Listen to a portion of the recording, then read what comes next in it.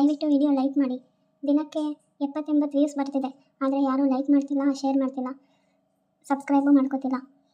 ನಿಮಗೆ ವಿಡಿಯೋ ಇಷ್ಟ ಆಗಲಿಲ್ಲ ಅಂದರೆ ಕಮೆಂಟ್ ಮೂಲಕ ತಿಳಿಸಿ. ಆವಾಗ ನಾನು ಏನಾದರೂ ಚೇಂಜಸ್ ಮಾಡೋದಿದ್ದರೆ ಮಾಡೋಕ್ಕಾಗುತ್ತೆ. ನೀವು ಸುಮ್ಮನೆ ಲೈಕು ಮಾಡದೆ ವೀಡಿಯೋಸ್ ನೋಡ್ತಾ ಇದ್ದರೆ ನಿಮ್ಗೆ ಇಷ್ಟ ಆಗಿದೆಯೋ ಇಲ್ವೋ ಅದು ನನಗೆ ಗೊತ್ತಾಗಲ್ಲ. ಹಾಗಾಗಿ ದಯವಿಟ್ಟು ಪ್ಲೀಸ್ ಒಂದೇ ಒಂದು ಲೈಕ್ ಮಾಡಿ ನಿಮಗೆ ವಿಡಿಯೋ ಇಷ್ಟ ಆದರೆ. ಹಾಗೆ ಶೇರ್ ಮಾಡಿ, ಸಬ್ಸ್ಕ್ರೈಬ್ ಮಾಡಿಕೊಂಡು ಸಪೋರ್ಟ್ ಮಾಡಿ. ನೋಟಿಸ್ ನೋಡಿ ಸರಿಯಾಗಿ ಎದುರ್ಕೊಂಡಿರ್ತಾಳೆ ಪಾವನಿ. ಪಾಪ ಏನು ಎದುರ್ಕೊಳ್ಳೋದ ಪಾವನಿನ? ಅದೆಲ್ಲ ನಿಮ್ಮ ಭ್ರಮೆ ಅಷ್ಟೇ. ಯಾಕಪ್ಪ ಹಾಗಂತೀಯ? ಯಾರನ್ನು ಕೇಳಿ ಡೈವರ್ಸ್ ಕಳಿಸ್ದೆ ನೀನು ಅವಳಿಗೆ? ಹಾಂ, ಮನೇಲಿ ನಾನೊಬ್ಬ ಇನ್ನೂ ಬದುಕಿದ್ದೀನಿ ಅನ್ನೋದು ನೆನಪಿದೆಯೋ ಇಲ್ವೋ?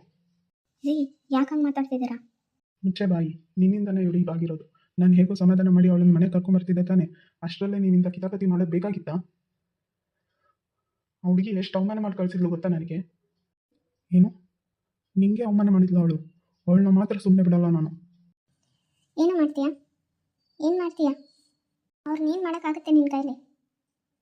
ಜಾನು, ಅವಳು ಪರವಾಗಿ ಮಾತಾಡಿ ನನಗೆ ಕೋಪ ಬರೆಸ್ಬೇಡ. ಮಾತಾಡಬೇಡ ನೀನು. ಅವಳು ಇವಳು ಅಂತ ಮಾತಾಡ್ತಿದ್ಯಲ್ಲ, ನಾಚಿಕೆ ಆಗಲ್ವಾ ನಿನಗೆ? ಅವರು ನಿನ್ನ ಅತ್ತಿಗೆ ಅನ್ನೋದನ್ನು ಮರಿಬೇಡ ನೀನು. ಈ ಪುಣ್ಯಾತ್ಮ ನೋಡು ಹೇಗೆ ಕೂತಿದ್ದಾನೆ, ನನಗೂ ಇದಕ್ಕೂ ಸಂಬಂಧನೇ ಇಲ್ಲ ಅನ್ನೋ ಹಾಗೆ. ತಮ್ಮ ಅನ್ನಿಸ್ಕೊಂಡವನು ಹೆಂಡತಿ ಬಗ್ಗೆ ಏಕವಚನದಲ್ಲಿ ಮಾತಾಡ್ತಿದ್ರೆ ಕೂತ್ಕೊಂಡು ನಗ್ತಿದ್ದಾನೆ ನಾಚಿಕೆ ಇಲ್ಲದೆ. ನಿನ್ನಂತ ನಂಬ್ಕೊಂಡು ಅವ್ರು ನಿಮ್ಮ ಮನೆಗೆ ಬರಬೇಕಾ? ಏನಪ್ಪ, ಮೊನ್ನೆ ಫೋನ್ ಮಾಡಿ ಹೇಳಿದೆ ಮಗ ತುಂಬ ಬದಲಾಗಿದ್ದಾನೆ, ಹೆಂಡತಿ ಮಗುಗೋಸ್ಕರ ಒದ್ದಾಡ್ತಿದ್ದಾನೆ ಅಂತ. ಇದೇನಾ ಅದು? ಇಲ್ಲ ಜಾನು, ನಾನು ಹಾಗೆ ಅಂದ್ಕೊಂಡಿದ್ದೆ. ಇವತ್ತೇ ಇವನ ಬಗ್ಗೆ ನನಗೆ ಗೊತ್ತಾಗಿತ್ತು. ಇದನ್ನು ನಂಬೇಕಾ ನಾನು ಇವಾಗ? ನೋಡಿ, ಇದನ್ನೆಲ್ಲ ಮಾತಾಡೋಷ್ಟು ಟೈಮ್ ಇಲ್ಲ ನನಗೆ. ನಾನು ಬಂದು ವಿಚಾರ ಮಾತಾಡಿ ಹೋಗ್ತೀನಿ. ರವಿಯಣ್ಣ, ಅದಕ್ಕೆ ಡೈವರ್ಸ್ ಕಳಿಸಿದೆಯಂತೆ, ಹೌದಾ? ಓ, ಆವಾಗಲೇ ನಿನ್ನ ಅದಕ್ಕೆ ನಿನ್ನ ಟಿವಿ ಊದ್ಬಿಟ್ರಾ? ನನ್ನ ಅತ್ತಿಗೆ ಅಲ್ಲ, ಇವನು ಕನ್ಸಲ್ಟ್ ಮಾಡಿದ್ನಲ್ಲ ಲಾಯರ್, ಅವನು ಹೇಳಿದ್ದು. ಆಮೇಲೆ ನನ್ನ ಅತ್ತಿಗೆ ಹತ್ರನೂ ಮಾತಾಡಿದೆ. ಅವರು ಡೈವರ್ಸ್ ಕೊಡೋಕ್ಕೆ ರೆಡಿ ಆಗಿದ್ದಾರೆ, ಆದರೆ ಅಪ್ಪನ ಮಾತ್ರ ಕೊಡಲ್ಲಂತೆ. ಯಾಕೆ ಕೊಡಲ್ಲಂತೆ? ಕೊಡಲ್ಲ ಅನ್ನೋದಕ್ಕೆ ಅವಳಿಗೇನು ಅಧಿಕಾರ ಇದೆ? ಅಪ್ಪು ನನ್ನ ಮಗಳು. ಓಹೋ, ಹೌದೇನು? ನಿಮ್ಮ ಮಗಳ? ಯಾವತ್ತಿಂದನೋ? ಏನೇ ಹಾಗಂದ್ರೆ? ಏನಂದರೆ, ಹೆಣ್ಮಗು ನನಗೆ ಇಷ್ಟ ಇಲ್ಲ ಅಂದವನಿಗೆ ಅವಳು ನನ್ನ ಮಗಳು ಅನ್ನೋಷ್ಟು ಪ್ರೀತಿ ಯಾವತ್ತಿಂದನೋ, ಅದನ್ನೇ ಕೇಳ್ತಿದ್ದೀನಿ. ಅವತ್ತು ಬೇಡ ಅನಿಸಿತ್ತು, ಇವತ್ತು ಬೇಕು ಅನ್ನಿಸ್ತಿದೆ. ಎಷ್ಟು ದಿನ ಆದರೂ ವರ್ಷ ಆದರೂ ಅವಳು ನನ್ನ ಮಗಳೇ, ಅದು ಸುಳ್ಳಾಗಲ್ಲ ಅಲ್ವಾ?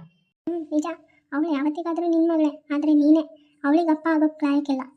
ಅದು ಬಿಡು, ಅದೇನು ಸಡನ್ನಾಗಿ ಮಗಳ ಮೇಲೆ ಇಷ್ಟು ಪ್ರೀತಿ? ಆಸ್ತಿ ಎಲ್ಲ ಅವಳ ಹೆಸರಲ್ಲಿದೆ ಅಂತನಾ? ಯಾವ ಆಸ್ತಿ? ನಾನೇನು ಅವಳ ಆಸ್ತಿ ಇಷ್ಟಪಟ್ಟು ಮಗಳು ಬೇಕಂತಿರೋದಲ್ಲ. ಗೊತ್ತಾಗ್ತಿದೆ. ಅಲ್ಲ, ನಿಂಗಂತೂ ಬುದ್ಧಿ ಇಲ್ಲ, ಮಗಳು ಬೇಕು ಅಂತ ಕೇಳ್ತಿದ್ಯಾ? ಓಕೆ, ಆ ಲಾಯರಿಗಾದರೂ ಬುದ್ಧಿ ಬೇಡವಾ?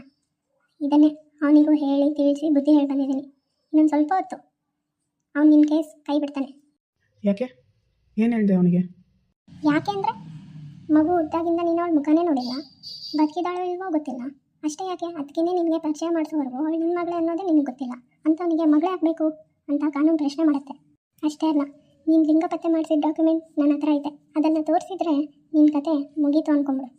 ಮಗು ಹುಟ್ಟಿದಾಗ ಹಾಸ್ಪಿಟಲಲ್ಲಿ ನಿನ್ನ ಹೆಸರಿಲ್ಲ, ಬರ್ತ್ ಸರ್ಟಿಫಿಕೇಟಲ್ಲಿ ನಿನ್ನ ಹೆಸರಿಲ್ಲ, ಮಗುನ ಸ್ಕೂಲ್ಗೆ ಸೇರಿಸಿದಾಗ ನಿನ್ನ ಹೆಸರಿಲ್ಲ. ಯಾಕೆ ಅಂತ ಪ್ರಶ್ನೆ ಮಾಡ್ತಾರೆ. ಏನು ಹೇಳ್ತೀಯಾ? ಉತ್ತರ ಇಲ್ಲ ಅಲ್ವಾ? ಏನಾದರೂ ಸುಳ್ಳು ಹೇಳ್ತೀವಿ, ಅದಕ್ಕೆ ಬೇಕಾದ ಸಾಕ್ಷಿ ಹೇಗೆ ಸೃಷ್ಟಿ ಮಾಡಬೇಕಂತ ನನಗೆ ಗೊತ್ತು. ನೀವು ಸೃಷ್ಟಿ ಮಾಡೋ ಸಾಕ್ಷಿ ಸುಳ್ಳು ಅಂತ ನಿರೂಪಿಸೋ ಎಲ್ಲ ಸಾಕ್ಷಿನೂ ಈಗಾಗಲೇ ನನ್ನ ಹತ್ರ ಇದೆ. ಅಣ್ಣ, ನನ್ನ ಬಗ್ಗೆ ಗೊತ್ತಲ್ವಾ, ಎಂತೆಂಥವ್ರನ್ನೋ ಬಿಟ್ಟೋಳಲ್ಲ ನಾನು ಅಂತ. ನನಗೆ ಸತ್ಯ ಅಂತ ಪ್ರೂವ್ ಮಾಡೋದು ಕಷ್ಟ ಅಲ್ಲ. ಇದನ್ನೆಲ್ಲ ನಾನು ಪ್ರೂವ್ ಮಾಡಿದ್ಮೇಲೆ ಲಿಂಗ ಪತ್ತೆ ಮಾಡಿರೋದಕ್ಕೊಂದು, ಹೆಂಡತಿನ ಮನೆಯಿಂದ ಒದ್ದು ಹೊರಗಾಕಿರೋದಕ್ಕೊಂದು, ಈಗ ಕೇವಲ ಆಸ್ತಿಗೋಸ್ಕರ ಮಗಳು ಬೇಕು ಅಂತ ಕೇಳ್ತಿರೋದಕ್ಕೊಂದು ಕೇಸ್. ಇಷ್ಟೆಲ್ಲ ಕೇಸ್ ನಿಮ್ಮ ಮೇಲೆ ಬಿದ್ದರೆ ಎಷ್ಟು ವರ್ಷ ಕಂಬಿಯಿಂದ ನೀನು ಇರಬೇಕಾಗಿರುತ್ತೆ ಅನ್ನೋ ಅಂದಾಜಿದೆಯಾ ನಿನಗೆ? ಸಲೀಸಾಗಿ ಒಂದು 7-8 ವರ್ಷನಾದರೂ ನೀನು ಕಂಬಿ ಅನಿಸ್ಬೇಕಾಗತ್ತೆ. ಅವಾಗೇನು ಮಾಡ್ತೀಯಾ? ಮಾತಾಡೋ, ಯಾಕೆ ಸುಮ್ಮನೆ ಕೂತಿದೆಯಾ? ಮಾತಾಡು. ಏನು ಹೆದರ್ಸೋಕೆ ಬಂದಿದೆಯಾ ಅಲ್ಲಿ? ಇಲ್ಲಪ್ಪ, ನಾನು ಇದುವರೆಗೂ ಹೇಳಿದ್ದೆಲ್ಲ ಸತ್ಯನೇ, ಇದರಲ್ಲಿ ಯಾವುದೂ ಸುಳ್ಳಿಲ್ಲ. ಬೇಕಿದ್ರೆ ಟೆಸ್ಟ್ ಮಾಡ್ತೀನಿ ಅನ್ನೋ ಹಾಗಿದ್ರೆ ಮಾಡ್ಕೊಳ್ಳಿ, ನನಗೇನು ಅಷ್ಟೇ ಇಲ್ಲ. ಆದರೂ ಮಧ್ಯದಲ್ಲಿ ನೀನು ಯಾಕೆ ಮಾತಾಡ್ತಿದ್ಯಾ? ಡೈವರ್ಸ್ ಕೊಡ್ಬೇಕು ಅಂದ್ಕೊಂಡಿರೋದು ಅವನು ಮಾತಾಡ್ತಾನೆ. ತಾವು ಸ್ವಲ್ಪ ಹೊತ್ತು ಬಾಯಿ ಮುಚ್ಕೊಂಡು ಕೂತ್ಕೊಂಡ್ರೆ ಒಳ್ಳೆಯದು. ಅಣ್ಣ ಹೇಳು, ಏನಾದರೂ ಆಗಲಿ ನಾನು ಎದುರಿಸ್ತೀನಿ ಅಂತ ಹೇಳು, ಮುಂದೆ ನೋಡ್ಕೊಳ್ಳೋಣ. ಹಂಗಲ್ಲ ಕಣ, ಯಾಕೋ ಅವಳು ಹೇಳ್ತಿರೋದೆಲ್ಲ ನಿಜ ಅನ್ನಿಸ್ತಿದೆ. ನನ್ನ ಹೆಸರು ಎಲ್ಲೂ ಇಲ್ಲ ಅಂತ ಅಂದಮೇಲೆ ನಾನು ಹೇಗೆ ಮಗಳು ಬೇಕು ಅಂತ ಕೇಳೋಕ್ಕಾಗುತ್ತೆ? ಯೋಚನೆ ಮಾಡು.